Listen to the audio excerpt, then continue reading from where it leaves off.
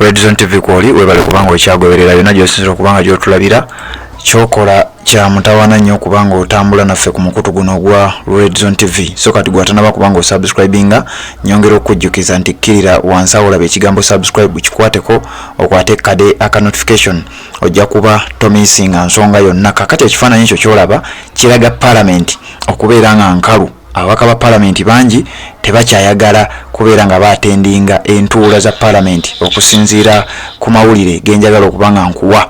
Okusinziira ku mukutu ogumanyiddwa nga Parliament Watch, guno omukutu nga gutuwa amawulire okuviira ddala mu parliament butereevu, guripotinga nnyo ensonga eziba zigenda mu maaso mu parliament ya Uganda naddala ebiseera bino ki ebigenda mu maaso nga biteesebwa mu parliament eyo. Kakati ababaka ba parliament bangi bazze balabika nga bazira entuula za parliament ebiseera ebisinga ebadde erabika nga nkalu, ebiseera ebisinga nga ababaka bangi tebabeeramu tebajjumbira ntuula. Leader of opposition Joel Sonyenyi yakicomplainingako, ababaka bangi baleeta n'ekiteeso nti parliament wekiba kisoboka bagisala omusaala omuwendo gukendeere. Kati wetwogerera nga speaker Anita Amongo aleese ekiteeso amakya g'olunaku olwaleero, parliament etudde olunaku olwaleero nga basala amagezi ku ngeri gye bagenda okuba nga bayisaamu emisolo emipya. Era njagala okutegeeza nti emisolo mingi gimaze okuba nga giyisibwa omuli VAT n'emisolo egy'ebika ebyenjawulo. Emisolo mingi bamaze okuba nga bagiyisa ku ssaawa zino ze twogererako. Wowulirira eddoboozi lino oba wowulirira akatambi kano, emisolo egiyisiddwa mingi nnyo, omuli n'omusolo ogumanyiddwa nga Value Added Tax Amendment Bill 2024 ekiwa gavumenti obuyinza okukolekitinga omusolo guno ogumanyiddwa nga VAT, Value Added Tax, ku bintu ebidonetingibwa.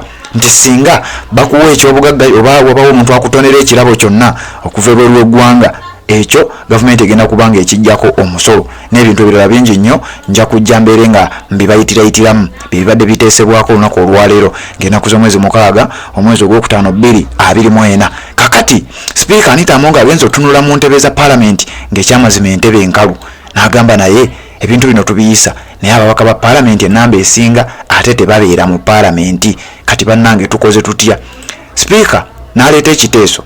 Mulaba mutya bannayuganda bannange bwe tuyisa ekiteeso kino nammwe ne mukikkiriza nti parliament tugitransforminge efuuke digital parliament? Wabula ababaka abamu bo baali bateesa wakiri parliament bagikendeezeeko ku numbers, bagikendeeze n'omusaala. Wabula ye speaker ekyo takikkiriza, agamba twagala parliament tugifuule digital, abantu babeere nga bateesa okusinziira wa gye bali. Era mu statement gy'akoze agamba nti I wonder why more people would want to be on Zoom. I think we should transform this parliament into a digital parliament, but I have more members on Zoom than in the house. Ng'ategeeza nti tamanyi lwaki abantu baagala ababaka babeere ku Zoom so nga ate basobola okufuula parliament digital, babeere nga ababaka bateeseza mu ngeri yonna gye basinzira okuba nga gye bali. Jjukira ababaka bano baayisaako ssente mabegako ne babagulira zi iPads ezikozesebwa okubeera nga bateesa mu biseera bya COVID-19 nga tebakkirizibwa kubeera nga bajja mu parliament. Ebiseera ebyo house ng'erabika nga nkalu. Kati olwaleero amawulire gafulumye ku mukutu guno gwenkugambye ogumanyiddwa nga Uganda Parliament Watch nga entebe nkalu, era nga speaker asaba oba ng'agamba nti speaker ebigambo bye bijjidde mu budde era nga biraga nti parliament esipendinga obuwumbi 2 buli lunaku. Parliament spends about 2 billion Ugandan shillings daily nga sente zino zisaasaanyizibwa ku ngeri ababaka gye bateesaamu. In the 2024-2025 national budget, the Parliamentary Commission has been allocated 866 billion Ugandan shillings, a reduction from 945 billion Ugandan shillings the commission was allocated in the financial year 2023-2024. Nti sente zino zebasaasaanya zisse nnyo. Oba ontegeera bulungi nti obuwumbi 945 bwe baali basaasaanya zisse kati ziri mu buwumbi 866. Naye no weewuunye nga sente zino bazisaasaanya lwaki? Nti ababaka batono abakiika mu parliament. Kati nga ye asaba parliament tugidigitalizing ababaka babeere nga basobola okuteeseza yonna gye baba basangiddwa. Naye nga jjukira parliament okubeera enkalu nakuwaako ko region ezisingamu ababaka abangi n'engeri gye bakiikamu mu parliament ng'abalonzi be bakola loosi mu nsonga eno. Era ndowooza njagala nkuyitireitiremu katono nnyo mu mbeera nga bwetambula wano. Akafaananyi ako kolaba nkuteereddeyo. Uganda erina regions 4 okusinziira ku population ya Uganda ne ababaka abali mu parliament ne 11 ababaka bangi abali mu parliament era nga abantu bangi ozisonde ezenjawulo zivuddengayo nga bagamba enamba ya parliament eno yeetagira ddala okubeera nga tugisalako lwa nsonga ababaka bangi bw'okomparinga ne constituency ne population ya Uganda. Naye mu regions ezimu waliwo kye bayita regional imbalances nti Western region erina ababaka 270 abava mu west bokka. Western region ewalize district nga Mbarara, Bushenyi, district zonna mubimanyi ebigenda mu maaso side eyo. Central nga yesingamu abantu abangi erina ababaka 91. Eastern Uganda erina ababaka 81. Ate Northern Uganda erina ababaka 84 nga wano omugatte bwogattako ne ba ex officials bebabaka 529 abali mu parliament naddala eno ey'11.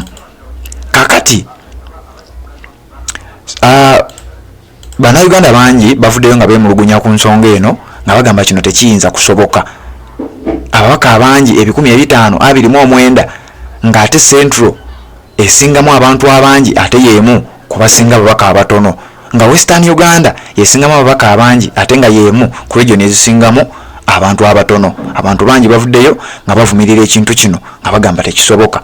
Kati ate ng'oggyeko n'ekyo ababaka bangi tebatuula mu parliament, ekireetedde speaker Anita Amongo okuleeta proposal nti lwaki ababaka bano parliament tetugifuula digital ne babeera nga bateesa basinzira mu bitundu byabwe.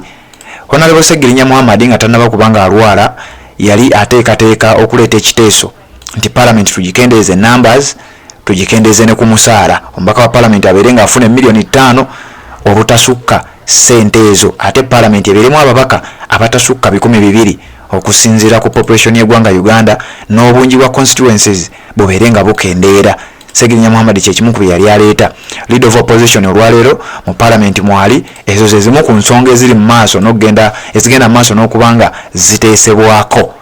Era we twogerera byonna ebivaayo tuli mu kuteekateeka naffe kubeera nga tubikutuusaako, naye nga gy'emisolo girinnye era parliament emaze okwapuruvinga obuyinza obw'oku ntiko bwewadde gavumenti okukkirizibwa okubeera ng'esolooza omusolo ku bintu ebive bwe lw'eggwanga ng'ebirabo oba donations.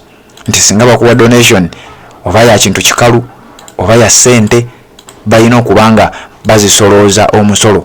Era ekyo Bannayuganda bangi beetaaga okubanga bakimanya. Weekumire ku Red Zone TV bw'oba tonaba kubanga osubscribe nga kikole.